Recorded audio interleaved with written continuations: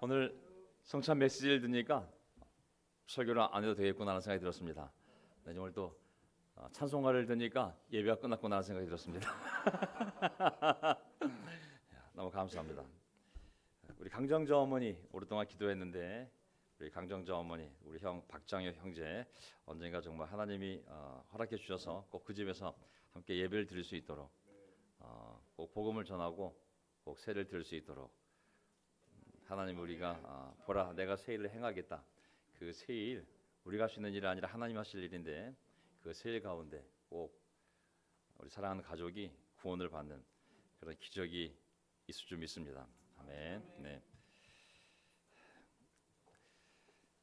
우리 그 세 명의 송리더가 오늘 계셨는데요. 우리 강수마 형제님이 송을 인도하면 한국에 있는 대부분의 CCM을 다 배울 수가 있습니다. 너무 기타 치고 너무 신나게 노래를 배우고요. 우리 최승일 형제가 또 올라오시면 한국의 찬송가를 또 이렇게 매 주일날 배울 수가 있습니다. 우리 송금 형제가 올라오시면 또 우리 교회 ICOC에 또 빠르고 힘찬 옛날에 우리 한창 부르던 그런 우리 운동의 노래를 부를 수 있어서 너무 좋은 것 같습니다. 복음서가 마태마가 누가 요한 네 명이 하나님의 똑같은 행적을 기록했지만 다른 관점으로 기록했듯이 또 이렇게 다양한 형제들이 올라와서 이렇게 다양한 노래를 찬송에 인도해 주니까 너무 좋은 것 같습니다. 아멘. 언젠가 또 설교자도 또 다양해져서 또 같은 말씀이지만 다양한 경험으로 인격으로 설교되어지는 그런 하나님이 새 일을 행하시는 그런 날도 곧 오게 될 줄 믿습니다. 지금 교회는 연합을 위해서 가고 있거든요. 그래서 너무 잘 가고 있습니다. 더디 가고 있지만 올바른 방향으로 가고 있는 것 같아요. 다만 이제 떨어진 시간도 많고 재정이나 여러 여건들이 장소도 그렇고 쉽지 않기 때문에 많은 대화를 하면서 조금씩 간격을 좀 좁혀가고 있습니다. 그래서 또 어저께도 그런 얘기가 나눴지만 우리가 연합하는 방법은 하나밖에 없습니다. 그냥 겸손밖에 없는 것 같습니다. 저부터 겸손해지고 하늘의 밀알이 땅에 떨어져 죽으면 많은 열매를 맺지만 죽지 않으면 하나 그대로 있을 거라고. 죽지 않으면 7개 교회가 그대로 있겠죠. 하지만 누군가 죽어서 어느 공동체가 죽어서 겸손해지면 7개가 6개가 되고 6개가 5개가 되고 5개가 4개가 되고 언젠가 또 여러분들이 바라고 주님이 바라는 하나의 교회가 되지 않을까요? 그래서 그 방향으로 가고 있다고 생각을 하고 그런 마음을 우리 각자 준비하면 참 좋겠습니다. 아멘. 자, 저도 오늘 사실은 제가 설교를 준비할 여력이 안 됐습니다. 어저께도 6시간 동안 또 미팅이 있었고 KTT 미팅이 있었고 또 이렇게 요즘 이제 교회 연합 때문에 이제 목회자 그룹에게 막 이렇게 써달라는 글이 많았습니다. 한번 어떤 생각이 있는지 글로 한번 정리해달라고 그래가지고 여러 가지 주제에 대해서 막 신학서적도 읽고 글을 쓰다 보니까 머리가 소진이 돼가지고 어저께는 그냥 마음속에 지난 주중에 일산에서 했던 설교를 그대로 해야겠다. 원래 그 일산용이지만은 여기는 모를 테니까. 그래서 내가 저는 원래 대상을 보고 설교 준비하기 때문에 절대 같은 걸 쓰지 않거든요. 내가 일산용을 준비했다가 이 주일날 설교를 준비해야 되는데 도저히 마음이 여력이 안 생겨가지고 그냥 똑같은 거 해야겠다 하고 편히 잤는데 새벽에 눈이 말똥말똥해지는 거예요. 그러면서 야 오늘 그 백선아 자매가 데려온 난 조카가 있었는데 임동건이라고 야 과연 이 설교가 맞을까? 그런 생각이 딱 드니까 마음에 걱정이 생기면서 새벽 눈이 뻑 뜨여가지고 오늘 새벽에 설교를 준비했습니다. 그래서 오늘은 제가 오늘 이 제목으로 오직 하나님의 지혜를 따르라라는 말씀을 전하겠습니다. 선아자매가 1년 동안 기도 모임을 하면서 제 귀에 박히도록 가족의 구원에 기도했거든요. 그중에 임동건이라고 임동건 조카에 대해서 한 번도 빠지지 않고 기도하더라고요. 그래서 오늘 그 얼굴을 보니 참 감동이 밀려옵니다. 아멘. 그 24살이고 아버지가 외교관이라서 외국에서 많이 살았더라고요. 그래서 영어를 굉장히 잘하더라고요. 퍼드 대학이라고 이번에 퍼드 대학이라고 아주 유명한 대학이 있거든요. 가서 9월달에 가서 공부한다 그러는데 거기에 있는 우리 국제 그리스도교회랑 잘 연결이 돼서 언젠가 형제로 또 다시 만날 날이 오겠죠. 아멘. 물론 수영 공부하고 가야죠. 자, 오직 하나님의 지혜를 따르라. 창세기 1장부터 보겠습니다. 하나님이 말씀하시기를 물 가운데 창공이 생겨 물과 물 사이가 갈라져라 하셨다. 7절 하나님이 이처럼 창공을 만드시고서 물을 창공 아래에 있는 물과 창공 위에 있는 물로 나누시니 그대로 되었다. 왜 이렇게 만드시는지 우리는 모르지만 분명한 것은 하나님이 필요하시니까 가르셨고 하나님이 필요하시니까 나누신 거 아니겠습니까? 근데 그 필요가 하나님의 필요가 아니라 우리를 위한 필요가 아니겠습니까? 이 지구에 살 그 인간들이 마음껏 누릴 수 있도록 피조물들이 먹고 살 수 있도록 하나님이 이렇게 하늘도 나누시고 물도 나누셔서 땅과 바다와 모든 생물을 만들 수 있는 환경을 만드신 줄 믿습니다. 11절 하나님이 말씀하시기를 땅은 푸른 우물 돋아나게 하여라. 씨를 맺는 식물과 씨 있는 열매를 맺는 나무가 그 종류대로 땅 위에서 돋아나게 하여라 하시니 그대로 되었다. 이거 왜 안 보냐 했더니 안경 안 바꿨네. 네. 자, 여기 보면 하나님께서 나누기도 하고 가르기도 하시지만 또 종류대로 더 세분화시키지 않습니까? 이 지구상에 존재하는 모든 동물들 또 식물들 다 종류대로 만들어진 것은 하나님의 지혜가 아니겠습니까? 우리가 누가 감히 하나님한테 왜 나누셨습니까? 왜 종류대로 만드셨습니까? 라고 누가 말할 수 있겠습니까? 모든 것은 하나님의 주권이요 하나님의 지혜요 모든 것은 다 우리들을 위한 것인 줄 믿습니다. 아멘. 하나님 보시기에 좋은 것이 우리에게도 가장 좋은 줄 믿습니다. 하나님이 나눈 이유도 합친 이유도 가른 이유도 모든 종류대로 다양하게 만든 것도 복음서를 4권으로 만든 것도 성경을 66권으로 만든 것도 하나님 보시기에 그것이 좋은 것이요 우리에게 가장 좋기 때문에 그렇게 하시지 않았겠습니까? 저는 하나님의 주권을 믿고 하나님의 지혜를 믿고 그 주권 하에서 그 지혜대로 사는 것이 가장 지혜로운 인생이라 믿습니다. 인생을 사는 방법 생물학, 물리학 수많은 학문들이 있지 않습니까? 하지만 인생을 세우는 방법은 저 하나님의 지혜라고 믿습니다.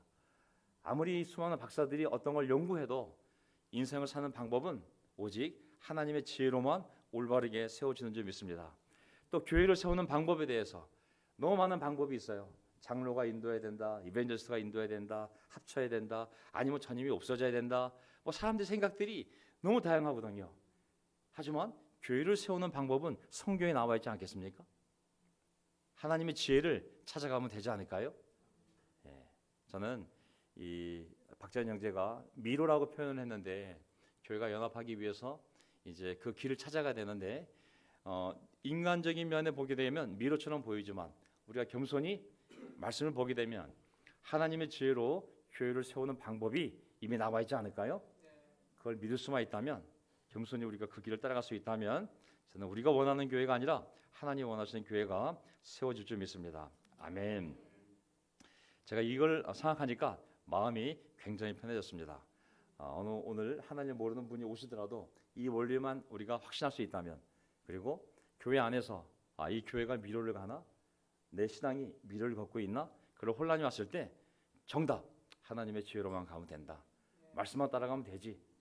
교회든 인생이든 그 확신만 있다면 우리 마음이 좀 자유로워지지 않을까요? 제가 그런 자유로운 마음을 가지고 이 설교를 하고 있습니다. 신명기 32장을 보게 되면 모세가 이제 가나안 땅 들어가기 전에 요단강 건너편에서 모압 땅에서 마지막 이 시편 같은 예언을 하는데 이 예언은 좋은 예언은 아니에요. 왜냐하면 이미 알았어요. 하나님은 자기 백성이 가나안 땅을 들어가면 하나님을 배신하고 떠날 걸 알았기 때문에 그걸 미리 알고 너희들이 그런 일이 벌어졌을 때 반드시 내게 돌아오라고 미리 알려주신 말씀인 거거든요. 32절 4절을 보게 되면 하나님은 반석 하시는 일마다 완전하고 그의 모든 길은 옳고 그는 거짓이 없고 진실하신 하나님이시다. 의로우시고 곱기만 하시다. 맞는 말씀이잖아요. 이 하나님만 믿고 잘 따르면 뭐가 문제가 되겠어요? 완전하신 하나님이 내 인생을 그렇게 인도하실 텐데 이스라엘을 올곧게 계속 인도하실 텐데 하나님이 거짓말하지 않고 자기 백성을 이렇게 진실되게 정말 의롭게 인도하실 텐데 뭐가 걱정이었을까요? 하지만 6절 어리석은 백성아 이 미련한 민족아 너희는 어찌하여 주님께 이처럼 갚느냐 그는 너희를 지으신 아버지가 아니시냐 너희를 만드시고 일으키신 분이 아니시냐 너무 안타깝게도 그 가나안 땅에 들어갔을 때 이스라엘 백성들이 곧 더 잘 살고 더 화려해 보이는 이방 신전을 보면서 이 신이 더 우리 신보다 훌륭한가 보다라고 생각하며 하나님의 지혜가 아니라 그 이방 신을 따라 이방 신의 지혜로 이방 제단에 가서 이방 신에게 제사하는 그 모습을 생각하며 어리석은 백성아, 이 미련한 빈조가 어찌하여 너희는 하나님께 이렇게 갚느냐? 너희를 창조한 하나님 아버지가 있는데, 너희를 만드신 분이 있는데 왜 그 피조된 우상에게 가서 그의 지혜를 따라가느냐라고 미리 한탄시를 지으며 알려준 거거든요. 하나님을 멀리하고 말씀을 멀리하는 것이 어리석음과 미련의 시작이라고 성경이 얘기하는 점이 있습니다. 하나님을 가까이하고 하나님의 말씀을 가까이하는 것이 지혜의 시작인 줄 믿습니다. 네.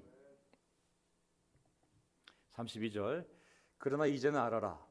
나 오직 나만이 여호와 나만이 하나님이다. 신이다. 나밖에는 다른 신이 없다. 나는 죽게도 하고 살게도 한다. 나는 상하게도 하고 낫게도 한다. 아무도 내가 하는 일을 막지 못한다. 사람의 생로 병사 흥망 성쇠 부귀 영화가 모두 내 손 안에 있는데 죽게도 하고 살게도 하고 낫게도 하고 망하게도 하고 이 모든 것이 하나님의 주권 하나님의 지혜 안에 있는데 나를 아는 것이 곧 지혜요 내 말씀대로 사는 것이 가장 지혜로운 인생이라는 것을 우리에게 다시 알려주는 것 같습니다. 아멘. 자, 신명기 32장 거기 46절을 보게 되면 그러면서 뭐라고 이제 마지막 종교를 짓냐면 신명기가 34장까지 있는데 32장 오늘 내가 당신들에게 증언한 모든 말을 당신들의 마음에 간직해 두고 자녀에게 가르쳐 이 율법의 모든 말씀을 지키게 하십시오. 율법은 단지 빈말이 아니라 당신들의 생명입니다. 이 말씀을 순종하십시오. 그래야만 당신들이 요단강을 건너가 차지하는 땅에서 오래오래 살 것입니다. 그래서 빈말이라는 빈이라는 히브리 단어가 레크라는 단어예요. 레크. 제가 사전을 봤더니 텅 빈, 헛된, 가치 없는 어떤 사람들이 가나안 땅 들어가 잘 살게 되었을 때 이거 하나님 말씀이 이거 빈말이야 이거 따라봤자 헛된 일이고 가치 없는 일이고 아무것도 아니야 라고 생각하지 말라고. 오히려 그 말씀이 너의 생명이라고. 너의 죽고 사는 문제가 너의 후손들의 죽고 사는 문제가 이 말씀에 달렸다고. 이스라엘 백성들이 이 말을 믿지가 않았어요. 그래서 원래는 가나안 땅에서 하나님과 함께 하나님 오실 때까지 에덴 동산처럼 영원히 살아야 되는데 실질은 그들이 그 땅을 점령하고 사사기 12지파가 흩어져 살다가 처음으로 왕을 세운 게 바로 사울 왕인데 사울 왕 때부터 시작해서 그들이 산 역사가 500년밖에 안 됩니다. 500년 만에 쫓겨났어요. 하나님 말씀을 빈말로 여기게 되면 그의 인생 자체가 빈 인생이 될 수가 있습니다. 하나님 말씀을 가치 없다고 여기게 되면 그 사람의 삶이 가치 없는 삶으로 갈 수가 있습니다. 하나님 말씀 헛된 거야 라고 생각한다면 그의 삶이 헛된 인생이 될 수가 있습니다.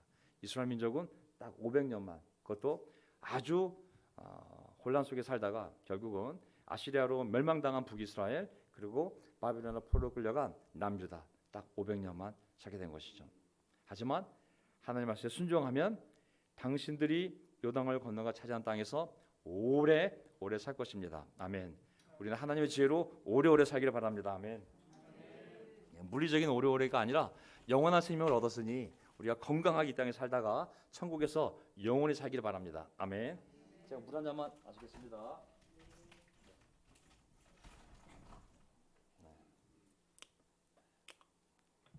자, 다음 구절. 여기 38장. 자, 하나님의 지혜에 대해서 우리가 한번 1절. 그때 주님께서 욥에게 폭풍이 몰아치는 가운데서 대답하셨다. 네가 누구이기에 무지하고 헛된 말로 나의 지혜를 의심하느냐? 내가 땅에 기초를 놓을 때에 네가 거기에 있기라도 하였느냐? 네가 그처럼 많이 알면 내 물음에 대답해 보아라. 아시죠? 욥기에 보면 욥이 이제 엄청난 고통을 당하잖아요. 정말 아내 빼고는 자식 10명이 다 죽고 전 재산이 날아가고 자기 몸에 머리부터 발끝까지 욕창이 생기고 진짜 하나님이 마귀의 허락을 해서 그의 인생이 가장 어려운 시간을 보내게 될 때 그 자신도 왜 이런 고뇌를 하는지 모르기 때문에 하나님을 원망을 했고 그 주변에 있는 친구들도 하나님이 왜 이렇게 하시는지 잘 모르기 때문에 그냥 욥을 네가 잘못해서 그래 하고 비난을 하지 않았습니까? 그래서 막 하나님에 대해서 수많은 얘기를 쏟아부으니 하나님이 다 듣고 나서 나타나신 거죠. 욥아, 너 도대체 누군데 함부로 나에 대해서 무지하고 헛된 말로 내 죄를 의심하냐? 네가 천지를 창조했냐? 내가 창조할 때 네가 거기 있었니? 네가 그렇게 나를 잘 알면 한번 내가 지금부터 질문할 테니까는 그 질문에 한번 답 좀 해봐라 하고 이제 말씀하신 거죠. 40장 가게 되면 이제 38장, 39장은 전부 하나님이 이 세상을 어떻게 창조하고 어떻게 운영하고 모든 피조물을 먹이고 살리는지 쫙 얘기합니다. 네가 그렇게 할 수 있겠냐고. 그래서 40장 1절 주님께서 또 욥에게 말씀하셨다. 전능한 하나님과 다투는 욥아, 네가 나를 꾸짖을 셈이냐? 네가 나를 비난하니 어디 나에게 대답해 보아라. 아직도 너는 내 판결을 비난하려느냐? 네가 자신을 옳다고 하려고 내게 잘못을 덮어 씌우려느냐? 우리의 지혜로 하나님을 다 알지 못하지 않겠습니까?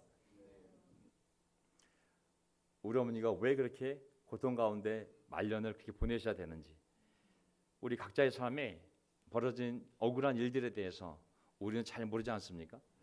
제3자가 함부로 너 저 때문에 그래 라고 얘기하지만 하나님께서 말씀하시지 않습니까? 네가 누군데 함부로 내 자녀를 판단하냐고.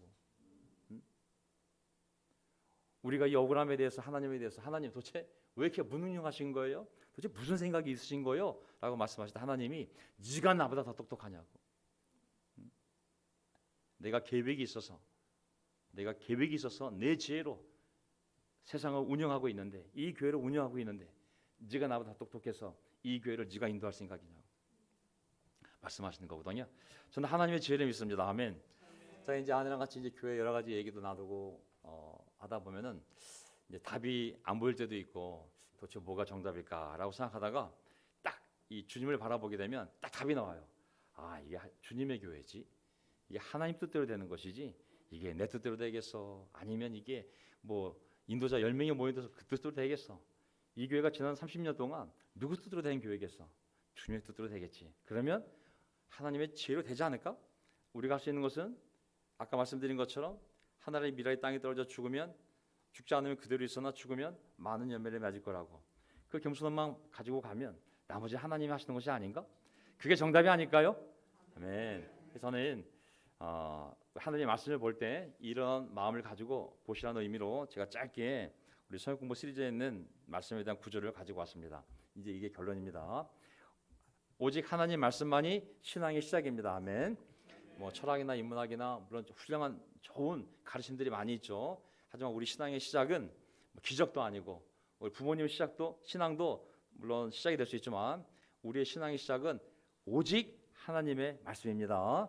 네, 로마서 10장 17절. 그러므로 믿음은 들음에서 생기고 들음은 그리스도를 전하는 말씀에서 비롯됩니다. 믿음을 일으키는 것은 말씀밖에 없어요. 말씀만이 믿음을 만들어내는 것입니다. 그리고 말씀에는 구원의 능력이 있어요. 다른 좋은 가르침들은 좋은 가르침에 불과하지만 이 말씀은 우리 마음에 들어오면 성령께서 이 말씀을 사용하셔서 우리 안에 믿음을 불러일으키게 돼 있어요. 그래서 말씀을 많이 보고 깊이 보고 외우고 연구하고 살펴보면 우리도 모르는 사이에 믿음들이 우리 마음속에서 자라는 줄 믿습니다. 아멘. 말씀을 보지 않는데 믿음이 충만하다? 그것은 불가능한 일이라고 믿습니다. 말씀만이 우리 안에 믿음을 성령에 의해서 만들어지는 줄 믿습니다. 사도행전 17장, 그건 유대인들은 테살로니카의 유대인들보다 점잖아서 노블 말씀을 아주 기꺼이 받아들이고, 일단 말씀을 사도 바울의 설교를 잘 받아들이고 그것이 사실인지 알아보려고 날마다 성경을 연구하였다. 그 결과 말씀을 받아들이고 내 스스로 확인해보고 그 결과 그들 가운데서 많은 이가 믿게 되었다. 아멘. 결국은 믿음은 누구에 의해서 던져지는 것이 아니라 스스로 말씀을 듣고 자기 스스로 그 말씀을 확인하고 생각해 볼 때, 그리고 기도할 때에 그것이 우리 마음을 움직이면서 우리 마음속에 믿음을 만드는 줄 믿습니다. 아멘. 예, 기적을 보고 믿는다면, 기적이 없어지면 그 믿음 사라지지 않겠습니까? 사람들의 좋은 관계를 보고 예수를 믿었다면 그 사람들이 싸우면 그 믿음도 사라지지 않을까요? 어떤 목사의 설교가 너무 좋아서 예수를 믿었다면 그 목사가 죄짓고 교회를 떠나면 신앙이 사라지지 않을까요? 우리의 신앙의 뿌리는 오직 하나님의 말씀입니다. 아멘. 어떤 신학자도 아니고 어떤 설교가도 아니고 조심하셔야 돼요. 설교는 좋을 수가 있어요. 어떤 책도 좋을 수가 있어요. 사람은 좋으면 그 설교를 한 목사를 믿을 수가 있어요. 그 다음에 그 목사가 모든 설교를 믿는 경향이 있어요. 어떤 책이 좋으면 그 책을 쓴 저자를 좋아할 수가 있어요. 그러면 그 다음부터는 그 저자가 쓴 모든 책을 다 좋아할 수가 있어요. 우리는 조심해야 돼. 오직 우리는 하나님 말씀만을 믿어야 됩니다. 아멘. 믿음의 대상이 두 개 있어요. 우리에게 하나는 하나님, 또 하나는 하나님의 말씀. 말씀을 믿는 게 하나님을 믿는 것이고, 하나님을 믿는다는 것은 그의 말씀을 믿는 거거든요. 그래서 우리가 그 확신을 가지고 날마다 말씀을 보면서 내가 어떻게 살아야 될지, 내가 무엇을 결정해야 될지 그 말씀을 통해 확신을 얻게 바랍니다. 아멘. 옛날에 디사이플러, 우리의 목회자, 그들은 충고를 줄 뿐이지 책임을 질 수 있는 분들이 아니에요. 책임은 내가 지는 거예요. 그리고 능력은 하나님께만 있어요. 그래서 아무리 그가 와서 충고해주고 돌봐줘도 그는 내가 말씀을 통해 내가 결정을 내리도 도와주는 사람이지 나 대신 결정을 내려주는 사람이 되면 안 되거든요. 우리 과거의 문제는 내가 내릴 결정을 우리 위에 있는 사람들이 결정을 내리고 지시했고 우리는 순종한다는 의미로 받아들이고 우리가 행했기 때문에 문제가 된 것이죠. 내가 결정하는 거예요. 내 책임이고, 그리고 내 주님은 오직 예수 그리스도인 것이죠. 디사이플러, 성경책 어디에 디사이플러라는 단어가 있어요? 저는 우리를 돕는 관계를 부인하는 것이 아니라 우리 인생의 책임을 스스로 갖고 말씀에서 말씀을 받아들이고 확인해보고 내가 믿는 거예요. 내가 여기 하나님이 있다면 여기 있는 것이, 여기 하나님이 없으면 떠나는 것이, 그게 우리 모두에게 건강한 것이. 전 이 안에 하나님이 있다고 믿고 불완전하고 죄 많고 그리고 어려운 환경이지만 이곳에 하나님을 찾고 함께 하나님의 교회를 만들어가고 싶기 때문에 여기 있다는 것을 우리 모두 기억하시기 바랍니다. 아멘. 말씀만이 진리다. 오직 말씀만이 진리입니다. 마가복음 7장 5절. 그래서 바리새파 사람들과 율법학자들이 예수께 물었다. 왜 당신의 제자들은 장로들이 전하여준 전통을 따르지 않고 부정한 손으로 음식을 먹습니까? 그들은 사람의 규정을 교리로 가르치며 나를 헛되이 섬긴다. 너희는 하나님의 계명을 버리고 사람의 전통을 지키는 것이다. 우리가 교회 안에 있을 때 교회의 전통과 말씀을 구분할 줄 알아야 됩니다.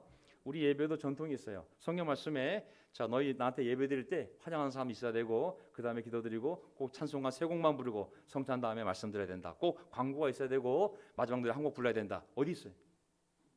우리 예배 순서가 성경에 어디 나와 있어요? 이거는 그리스도 교회의 전통, 예배 전통이에요.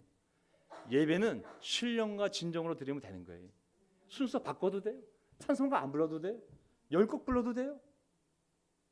우리가 본질과 현상을 잘 구분해야 돼요. 성경 말씀의 정신을 잘 이해하면 우리가 다양한 많은 걸 할 수가 있어요. 하지만 성경을 모르면 형식에 묶이게 돼 있어요. 그렇게 하라 그랬어. 그러니까 건드리면 안 돼. 노래 3곡 불러야지 4곡 부르면 안 돼. 이게 형식에 사람들이 매이게 되거든요. 우리가 1대1 관계도 서로 돕는, 가르쳐 지키게 하는 방법은 수십 가지가 있어요.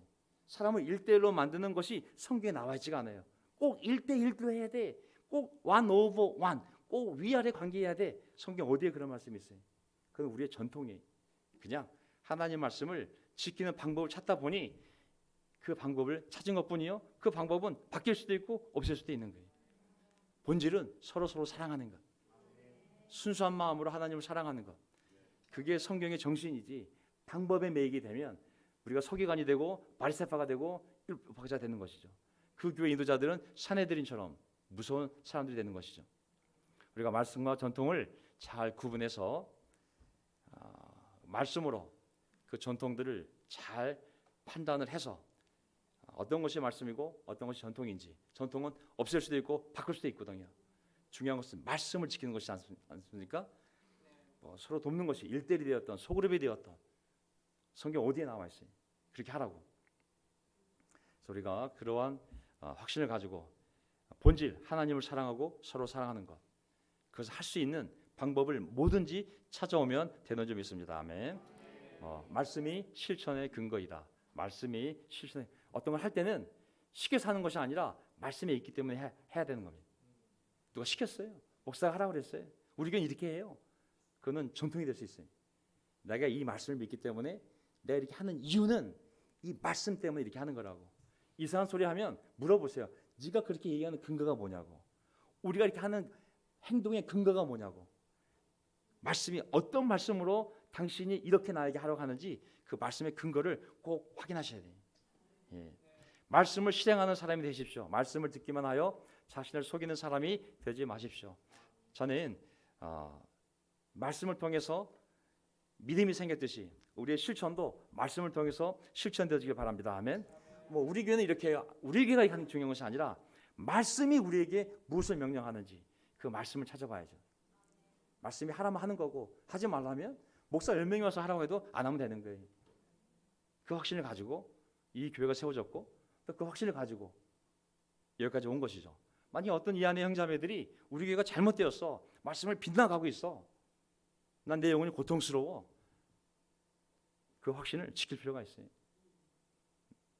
어떤 공동체에 몸이 있는 것이 중요한 것이 아니라 내가 무엇이 옳다고 생각하는지 그 확신을 갖고 그것을 추구하는 공동체와 함께 가는 것이 우리 정신 건강에 더 건강할 수가 있어요. 우리 안에 그런 자유가 있기 때문에 저는 그 자유를 가지고 우리가 하나님의 말씀을 실천할 수 있는 그런 공동체를 만들든지 만들지 못하면 그렇게 할 수 있는 것을 찾아야 되는 것이. 그래서 이 운동이 시작된 거예요. 전통 그리스도교회 안에서 그 안에 있는 사람들이 아무리 말씀을 봐도 이게 아닌 것 같아. 그런 사람들이 그 안에서 개혁을 했지만 안 되니까 그렇다면 이 말씀대로 사는 공동체를 찾아가야지 하고 만들어진 것이 국제 그리스도교회, 그리스도의 교회에서 나온 사람들이 세운 또 하나의 교회들이 바로 이 국제 그리스도이거든요. 그래서 우리의 DNA는 말씀대로 순수하게, 말씀대로 순수하게. 말씀이 심판의 기준이다. 아멘. 예, 심판의 기준은 오직 말씀밖에 없습니다. 요한복음 12장 48절 나를 물리치고 내 말을 받아들이지 않는 자를 심판하는 것이 따로 있다. 내가 한 바로 그 말이 마지막 날에 그를 심판할 것이다. 아멘. 우리 각자를 심판하는 것은 오직 하나님 말씀밖에 없습니다. 아멘. 칼빈의 교리나 웨슬리의 교리나 카톨릭 교황님의 말씀이나 이런 것이 우리를 심판하는 것이 아니라 또 나를 저주했던 목사님의 저주가 나를 심판하는 것이 아니라 오직 하나님의 말씀만이 우리를 심판하게 되었습니다. 우리가 죽게 되면 딱 두 개가 있어요. 하나는 생명책에 우리가 했던 일들이 기록되어 있고 또 하나는 주님의 말씀인 거예요. 그 말씀과 우리가 했던 말과 행동들을 대조하는 것이죠. 다른 게 없어요. 네가 어떤 교회 다녔는지, 어떤 바울톡이 있었는지, 교리가 뭐였는지, 국제 그리스도 교회인지, 전통 그리스도 교회인지, 카톨릭인지, 장로교인지 그게 중요한 것이 아니라 하나님 말씀 앞에 우리가 설 거거든요. 우리가 천국에 가면 국제 그리스도 교회 다 모이세요 하지 않을 거예요. 한 명 한 명이 전부 하나님 말씀 앞에 서지 않겠습니까? 그래서 그 확신을 가지고 내 삶을 잘 살피시기 바랍니다. 어떤 목사가 그 정도 쟤는 괜찮아. 절대 그 말을 믿으면 안 돼. 우리는 하나님 말씀만 믿어야 되는 거예요. 우리 교회는 이렇게 해. 그게 중요한 것이 아니에요. 하나님 말씀이 우리에게 무엇을 명령하는지가 중요한 거거든요. 그것이 기독교 신앙이요 그리스도교 신앙인 줄 믿습니다. 아멘. 그리스도가 하나님의 지혜이다. 그리스도가 하나님의 지혜이다. 우리 이제 퍼스트 프린서플도 만들고 전 세계적으로 보면 구원 교리를 이제 교회마다 좀 틀리기도 한데 그런 것들은 사람들이 어떤 글을 편집해서 효과적으로 어떤 걸 전달하기 위해서 편집할 수가 있어요. 그래서 우리의 퍼스트 프린서플도 성경 구절을 편집해서 모아놓은 거잖아요. 그 자체가 말씀은 아니에요. 말씀을 모아둔 건 맞지만 그 자체가 하나님의 절대 진리는 아니에요. 부족함도 있고 잘못 사용하면 잘못될 수도 있어요. 하나님의 지혜는 오직 말씀이고 그 말씀이 육신을 입고 왔는데 그 육신이 바로 예수 그리스도입니다. 아멘. 눈에 보이는 하나님의 지혜가 바로 예수 그리스도예요. 잠언에 나와 있는 그 지혜가 인간의 몸을 입고 왔는데 그게 바로 예수 그리스도입니다. 그리스도께서는 우리에게 하나님에게서 오는 지혜가 되시고 고린도전서 1장 30절 그리스도께서는 우리에게 하나님에게서 오는 지혜가 되시고 의로움과 거룩함과 몸값 속량이 되셨습니다. 구원이 되었습니다. 인간에게 온 하나님의 지혜 하나밖에 없어요. 이슬람교도 아니고 유교도 아니고 불교도 아니고 어떤 경전도 아닙니다. 오직 그리스도만이 하나님이 우리에게 보내준 지혜입니다. 하나님의 지혜. 우리가 이분을 통해서만 참된 하나님의 지혜를 알 수가 있습니다. 아멘. 그분이 지혜입니다. 그분이 지혜. 말씀이 하나님의 지혜. 오직 하나님의 말씀이 하나님의 지혜입니다. 디모데후서 3장 15절. 디모데후서 3장 15절. 성경은 그리스도 예수님에 대한 믿음을 통하여 구원을 얻는 지혜를 그들에게 줄 수 있습니다. 성경은 그리스도 예수님에 대한 믿음을 통하여 구원을 얻는 지혜를 그들에게 줄 수 있습니다. 물론 더 추석을 해보면 성경이라는 단어는 한 단어가 아니에요. 우리는 바이블이라고 하지만 여기에 이 성경이라는 단어는 거룩한 글이에요. 거룩한 글. 그 당시에 거룩한 글이 뭐가 있겠어요? 구약 아니겠어요? 구약? 예, 구약 말씀들은 그리스도 예수님에 대한 거룩한 글들, 구약 말씀을 읽어보면 그 당시 시작 말씀이 없었으니까 그리스도 예수님에 대한 많은 예언이 있기 때문에 그 예언을 보면 예수님의 삶과 일치가 돼서 이분이 바로 구약에서 하나님이 약속하신 온 인류와 이스라엘을 구원하겠다는 그 약속된 분이구나 것을 알게 된다는 얘기죠. 그러면 그 믿음이 생겨서 그 믿음을 통하여 예수님을 믿고 구원을 이루게 하는 지혜가 바로 성경 안에 있는 줄 믿습니다. 아멘. 처세론적으로 잘 살 수 있는 방법은 세상에 많이 있습니다. 하지만 오직 성경에만 그리스도 예수님에 대한 믿음을 통하여 구원을 얻는 지혜는 오직 성경에만 있는 줄 믿습니다. 아멘. 저는 이제 최근에 몇 가지 모임을 만들었습니다. 제가 이제 40일 거룩한 성회를 하면서 이 회개의 목적은, 회개는 뭐냐면 히브리어로는 슈브잖아요. 슈브, 돌아가다, return이에요. return, 하나님께 돌아오라. 헬라어로는 메타노웨오, 되돌아가다, repent, 뒤로 돌아가는 거거든요. 저는 뒤돌아보면서 개인적으로 많은 부분에 대해서 결정한 부분이 있었는데, 하나는 내 가족에 대해서, 오늘 장인영도 나눴지만은 내 가족들에 대해서 내가 사랑해야 될 그리스도인으로서의 당연한 윤리적인 책임이 있거든요. 어머님에 대해서도 다시 제가 회개하고 매일 전화를 드리고 있어요. 어머니가 88세인데 아직 합가를 못했습니다. 제가 당장 모실 수 없기 때문에 매일 전화를 드리고, 그리고 할 수만 있다면 아내와 함께 꼭 일주일에 한번 찾아가는 것을 결정을 하고 그렇게 노력하고 있습니다.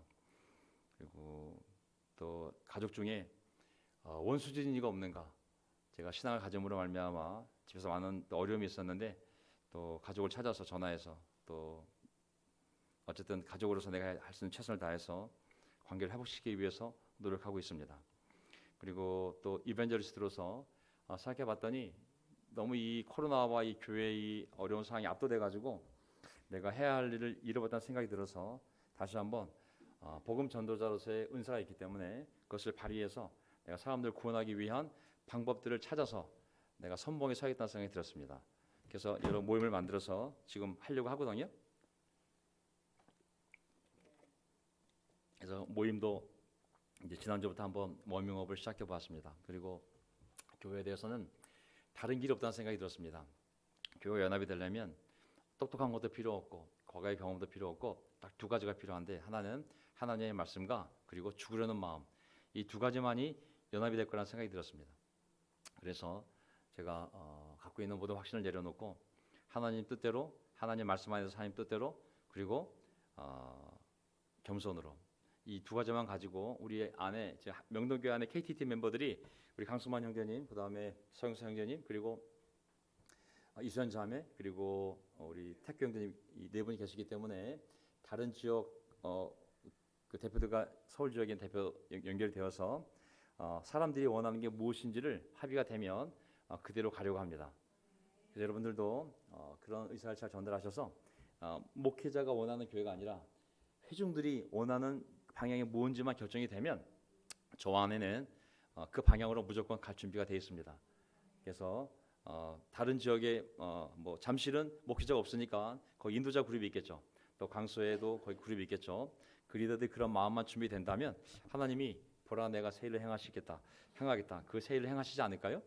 그래서 그렇게 교회 방향을 제가 결심을 했고, 그리고 모임에 대해서는 제가 낮 화요일 날 2시 반에 큐티 모임을 만들었는데 이게 화요일 날 2시 반입니다.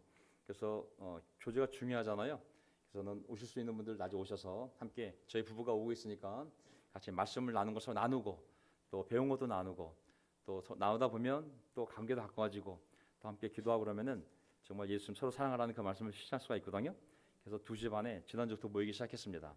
그래서 오후 2시 반에 우리 어머님들 결혼부 누구든 우리 싱글 누구든 와서 함께 교제하면서 말씀으로 서로 격려하는 시간을 갖기로 했습니다. 그리고 화요일 저녁에는 찬양과 기도음을 만들어서 여러분의 가슴으로 주님께 노래하며 찬송하십시오. 저는 찬송이 많은 것은 너무 좋은 것 같아요. 그래서 저는 화요일 저녁에 또 수요일 저녁에도 힘차게 CC랑 같이 부르도 좋지만 또 할 수만 있다면 또 하나님의 노래를 부르며 또 서로 격려하고 위로받기 원하는 사람들은 화요일 저녁 8시에 모여서 우리가 시스템이 놀랍게도 세계적인 수준이에요. 여러분은 안 믿을지 모르겠지만 이 시스템이 지금 이 마이크 시스템하고 앰프가 세계적인 수준에 도달했습니다. 그래가지고 제가 이걸 와이파이로 블루투스로 연결했더니 여기서 그냥 반주기가 엄청 크게 나오더라고요. 그래서 그냥 따박따박 반주기가 나오니까 못 불러도 묻히니까 걱정하지 마시고 시간 되시면 오셔서 지난주에 찬송가를 한 20곡 불렀어요. 20곡. 한국교 찬송가는 그 작보가 있으니까 찬송가 책 가지고 한 20곡 정도 불렀거든요. 네, 그렇게 밤에 수요일 저녁은 말씀의 저녁이 되어서 우리가 CCM을 힘차게 부르고 제가 좀 더 깊게 뭐 깊어봤자 그게 그거겠지만 약간 신학적인 중요한 부분들을 가미해서 제가 다 올리 크리스천이라 생각하고 30년대 제가 좀 더 깊은 말씀으로 우리 신앙을 좀 정리하는 시간을 갖도록 하겠습니다. 그리고 목요일은 줌 바이블 톡이라고 그래가지고 저희가 이제 바이블 톡을 해보려고 합니다. 그래서 목요일에는 이제 누구든 오게 해서 옛날 바이블 톡처럼 같이 인사하고 뭐 쉐어하고 또 각자 배우는 것도 나누고 또 말씀 본문을 보고 같이 읽으면서 서로 느낀 거 배운 거 그런 것들을 서로 나누면서 옛날 했던 바이블 톡 그대로 제가 해보려고 그러거든요. 지난 시간에 한번 해봤습니다. 목요일 날 저녁 8시에 그래서 한번 테스트 해봤더니 느낌이 나쁘지 않았어요. 아직 살아있네. 옛날에 맨날 매주 하던 그 바이블톡인데 다시 한번 해보니까 방문자 데려와도 충분히 커버할 수 있겠구나 생각이 들었거든요. 그래서 누구든 또 바이블톡이 다 어렵기 때문에 이게 못 모이거든요. 교회 전체가 한번 하면 그래도 뭐 대여섯 명 올까? 하지만 누구도 들어오면 제가 분명히 얘기할 수 있는 것은 하나님 말씀을 배울 수 있고 또 서로가 배운 것을 들으면서 신앙이 자랄 수가 있습니다. 반드시 유익한 시간이 될 거를 믿거든요. 그래서 이 주소는 다 우리 명동교회 카톡방에 맨 위에 올라가 있습니다. 그래서 그 주소를 갖고 들어오시면 되고요. 금요일에는 금요일 저녁 기도 모임이 있습니다. 그래서 매주 금요일 저녁은 시간이 되시는 분들이 들어오셔서 한 20분 정도는 서로 그냥 잡다한 일상을 나누고 그리고 한 5분씩만 돌아가면서 기도하다 보면 1시간쯤 되거든요. 그래서 지금 거의 한 2년째 해온 것 같습니다. 그래서 지금이라도 들어오실 분 들어오시길 바라고요. 이 기도 모임 열매가 저기 앉아 있는 우리 임동원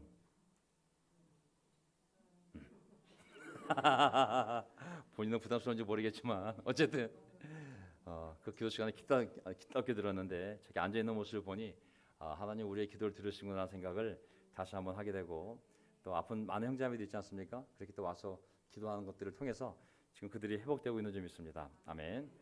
자, 감사합니다. 자, 기도하고 마지막 찬송 부르고 마치도록 하겠습니다. 하나님 아버지 감사합니다. 오늘 주님의 말씀을 통하여 다시 우리 삶의 기초가 무엇이고 근거가 무엇인지 이 교회가 어떻게 세워졌으며 어디로 가야 되는지 다시 한번 말씀을 통하여 확신하는 시간을 가졌습니다. 하나님 그 말씀에 우리의 생명이 있고 주님의 지혜가 있습니다. 어리석고 또 지혜롭지 못한 저희가 살아가는 이 인생 얼마나 무섭습니까? 마귀가 수많은 귀신이 들끓고 정말 얼마나 악한 사람들이 정말 권하는 음료수에는 마약이 들어있고 그들이 거는 전화에는 보이스피싱이고 하나님 정말 어느 누구나 믿을 수 없을 만큼 이 혼란스러운 세상 속에서 우리가 어떻게 그들을 분류할 수 있겠습니까?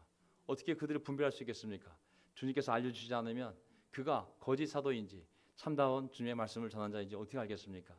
우리가 인생의 수많은 결정을 내려야 되는데 내가 언제 어디로 누구를 만나서 무슨 일을 해야 될지 저희가 어찌 알겠습니까? 하나님께서 지혜를 주시지 않으면 제가 어떻게 그것을 분별할 수 있겠습니까?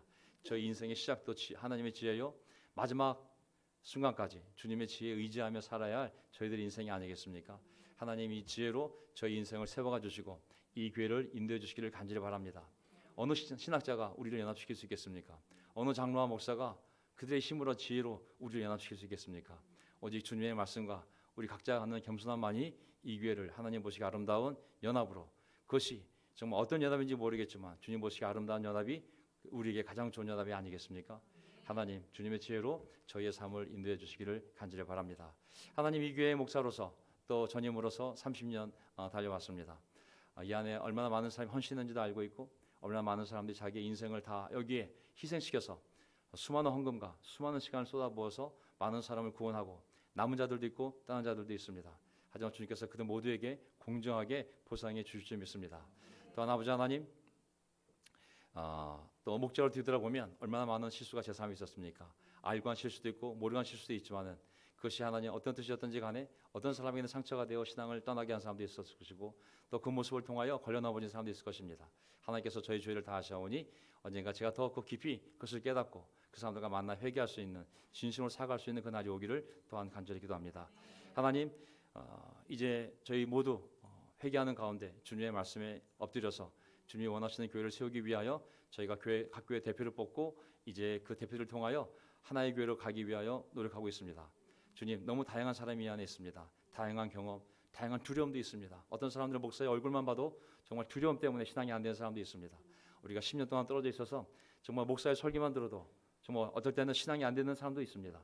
아버지 하나님, 정말 이 안에 다양한 정말 성격, 다양한 인격, 다양한 경험을 가지고 우리가 하나의 교회를 만들어가야 되는데 주님, 저희가 지혜가 없습니다.